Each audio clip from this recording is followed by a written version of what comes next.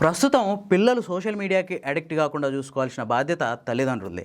కానీ గాలికి దీపం పెట్టి గంగానమ్మ నువ్వే దిక్కు అంటే ఏం లాభం?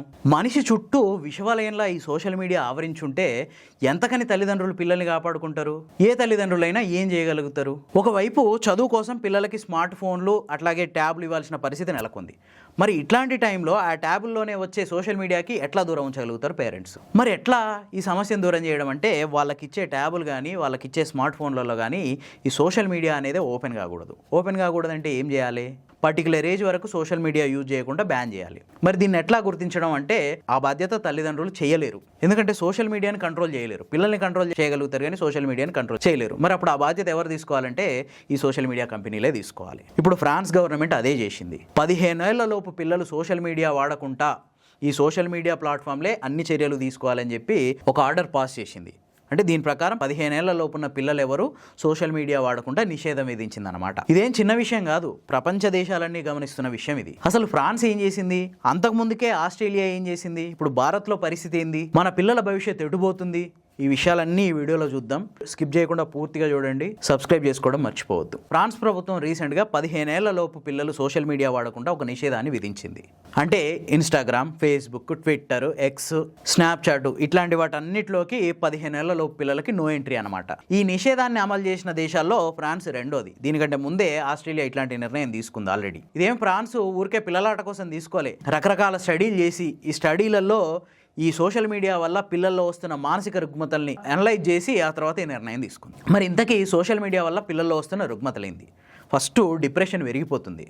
విపరీతంగా అడిక్ట్ అయిపోయి టైం అంతా దీని మీదనే వేస్ట్ చేస్తున్నారు. మానసిక ఆరోగ్య సమస్యలు విపరీతంగా తలెత్తుతున్నాయి. అంతేకాదు చూస్తున్నాం కదా సోషల్ మీడియా చేసే విష ప్రచారం. నోటికి అదుపు ఉండదు. బూతులు, ఆన్లైన్ బుల్లింగ్ విపరీతంగా ఎక్కువైపోతుంది. ఇది నెక్స్ట్ ఏంటంటే సెల్ఫ్ హార్మ్ కంటెంట్ని కూడా కొన్ని సోషల్ మీడియా ప్లాట్ఫామ్స్ ఇస్తున్నాయి. అనవసరమైన కంటెంట్ ఎక్స్పోజ్ చేస్తున్నాయి. సో ఇట్లాంటి విషయాలన్నీ అబ్జర్వ్ చేసి ఫ్రాన్స్ గవర్నమెంట్ ఈ నిర్ణయం తీసుకుంది. అయితే మరి ఎట్లా ఇది సాధ్యం? అంటే ఒక యూజరు 15 ఏళ్ల లోపే ఉన్నాడని సోషల్ మీడియా ప్లాట్ఫామ్స్ ఎట్లా అబ్జర్వ్ చేయాలి? ఇక్కడే అసలు సమస్య వచ్చి పడుతుంది. ఇప్పుడు ఫ్రాన్స్ తీసుకొచ్చిన ఈ నిషేధం ప్రకారం పిల్లలు 15 ఏళ్ల లోపే ఉన్నారు అని నిర్ధారించుకోవడం కూడా సోషల్ మీడియా ప్లాట్ఫామ్స్ బాధ్యతే. ఏం చేయాలి దీనికోసం సోషల్ మీడియా ప్లాట్ఫామ్స్ అంటే యూజర్ ఆన్లైన్ ప్రవర్తన ఎట్లుందో అబ్జర్వ్ చేయాలి. నెక్స్ట్ వాళ్ళ ఇంటరాక్షన్ ప్యాటర్న్స్ ఎట్లున్నాయో అబ్జర్వ్ చేయాలి. వాళ్ళ టైపింగ్ స్టైలు, ముఖ కవలికల గుర్తింపు, వాళ్ళ వాయిస్ ఇవన్నీ అబ్జర్వ్ చేసి 15 ఏళ్ల లోపు ఉన్నట్టు అనిపిస్తే వాళ్ళ అకౌంట్ బ్లాక్ చేసేసేయాలన్నమాట సోషల్ మీడియాలో. ఇవన్నీ ఉపయోగించి వాళ్ళ వయసు అంచనా వేయాలి. అంటే ఈ డేటా అంతా సోషల్ మీడియా ప్లాట్ఫామ్స్ సేకరించాలి. అంటే ఇదేదో కొత్త రకమైన డేటా కలెక్షన్. ఇదంతా మళ్ళీ ఇంకొక డేటా ప్రైవసీ మీద చర్చకు దారితీస్తుంది.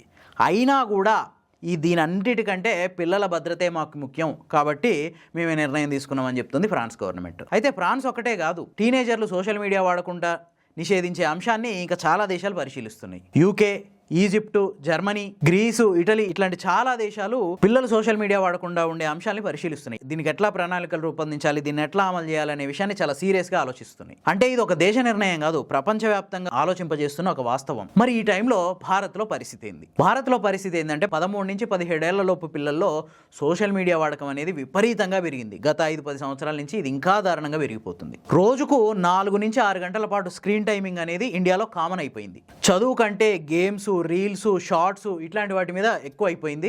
15 ఏళ్ల లోపు పిల్లలు కూడా సోషల్ మీడియాలో చాలా యాక్టివ్గా ఉంటూ రీల్స్, షార్ట్స్ అంటూ హల్చల్ చేస్తున్నారు. ఇది చాలా విపరీతమైన ధోరణి. ఒకవైపు ఈ స్మార్ట్ ఫోన్లు లేకుంటే డే గడవని పరిస్థితి, ఇంకోవైపు ఈ స్మార్ట్ ఫోన్లతో పిల్లలు చెడిపోతున్న పరిస్థితి. ఏం చేయాలో, ఎట్లా వీళ్ళని డీల్ చేయాలో తెలవక ఇండియన్ పేరెంట్స్ తలలు పట్టుకుంటున్నారు. మరి ఇట్లాంటి పరిస్థితుల్లో గవర్నమెంట్ ఏం చేస్తుంది? 2021లో ఐటీ రూల్స్ అనేవి తీసుకొచ్చింది. ఇన్ఫర్మేషన్ యాక్ట్ రూల్స్ అనేవి తీసుకొచ్చింది. దీని ప్రకారం ఏంటంటే పిల్లల డేటా వేరే వాళ్ళ చేతుల్లోకి పోకుండా రక్షిస్తుంది. అంతేకాదు హానికర కంటెంట్లు పిల్లలు చూడకుండా కొన్ని నిబంధనలు విధించింది. అంతేకాదు పేరెంటల్ కంట్రోల్ ఆప్షన్స్ కూడా ఇచ్చింది సోషల్ మీడియా మీద. కానీ ఎంతకని కంట్రోల్ చేయగలుగుతారు పిల్లల్ని పేరెంట్స్? వీటన్నిటితో పాటు సోషల్ మీడియా ప్లాట్ఫామ్స్కి కొన్ని గైడ్లైన్స్ కూడా ఇచ్చింది. కానీ ఇవేవి పిల్లలు సోషల్ మీడియా వాడకుండా ఆపట్లేదు.